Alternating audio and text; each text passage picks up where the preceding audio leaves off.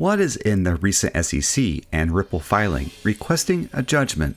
Is there anything unusual in the large PDF? So you'll be wanting to keep an eye on the XRP or Ripple and SEC legal shenanigans happening this and following weeks. The court case may very well decide the fate of not just XRP/Ripple, but be the leading reason behind what exactly, if anything at all, happens to the AMP token, and frankly so many other cryptocurrency projects, nearly all of them. After all, there's even an argument that the NFT marketplaces are a kind of exchange and that the SEC should be regulating those as well. So in today's fresh episode, let's take a different look at the recent document that is circulating all around the traditional crypto news sources. Instead, on this channel, we're going to take a look at it from an unusual perspective, and one that'll even share with you how to clean it up. On the screen now is the word cloud for the file document. This is an interesting lens into the sheer number of pages of content. I'm sure you've come across a lot of different takes, but there's a couple things here I want to call attention to. For example, let's start with this. What is blue sky law here? This caught my eye in the word cloud. It's a very specific phrase, blue sky law, and not one I've seen a lot of other online marketplaces, websites, journalists, or others even really digging into. So what is it? First, let's go with where it is not, and that is on Google. For example, if you try phrase matching for blue sky law and cryptocurrency, there are only 2,000 results. So why would it be mentioned so often in this document? What is a blue sky law?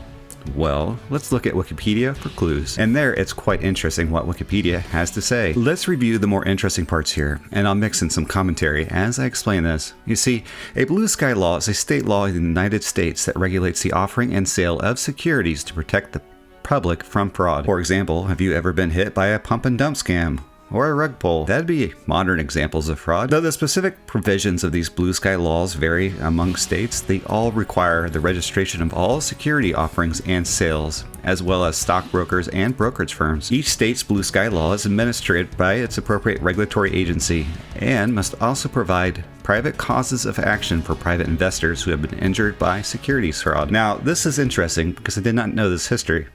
The first blue sky law was enacted in Kansas in 1911 at the urging of its banking commissioner, Joseph Dawley, and served as a model for similar statutes in other states.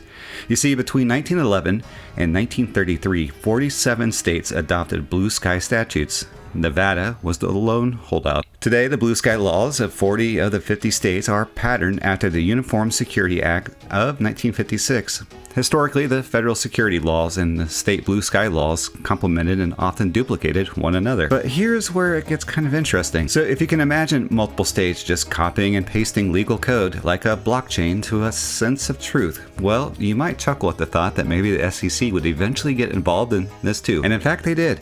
You see, much of the duplication, especially with regards to registration of securities and the regulation of brokers and advisors, was largely preempted by the Securities and Exchange Commission, that's SEC, with the National Securities Markets Improvement Act of 1996. This act, however, left some regulation of investment advisors and much of the fraud litigation under state jurisdiction. In 1998, state law securities fraud claims were expressly preempted by the Securities Litigation Uniform Standards Act from being raised in lawsuits that were effectively class actions by investors, even if not filed as a class action. So what's all this mean? With the recent executive orders from the White House explaining to the country of the United States of America that some sort of regulation is going to be required, then the most intriguing question in my mind is how the patchwork of blue sky laws across each state and how you kind of fit all those together.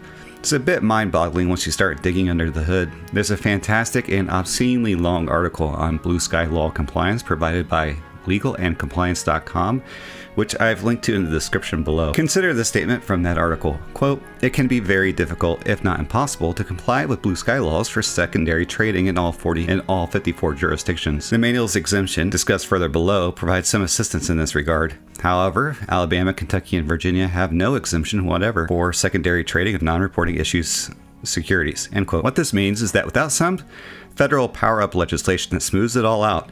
It's impossibly in full compliance on a state-by-state basis. So how bad is it, state-by-state anyways? Well, let's expand on just how bad it is. Consider this section, quote, "The OTC market letter includes statistics related to blue sky compliance by companies trading on the OTCQB and OTCQX. OTC markets reviewed 395 companies. Of the 395 companies, not a single one was in compliance," end quote. Okay, so what's the final takeaway here? The takeaway here is that you're going to want to be wanting to keep an eye on the XRP or Ripple and SEC legal shenanigans happening this week.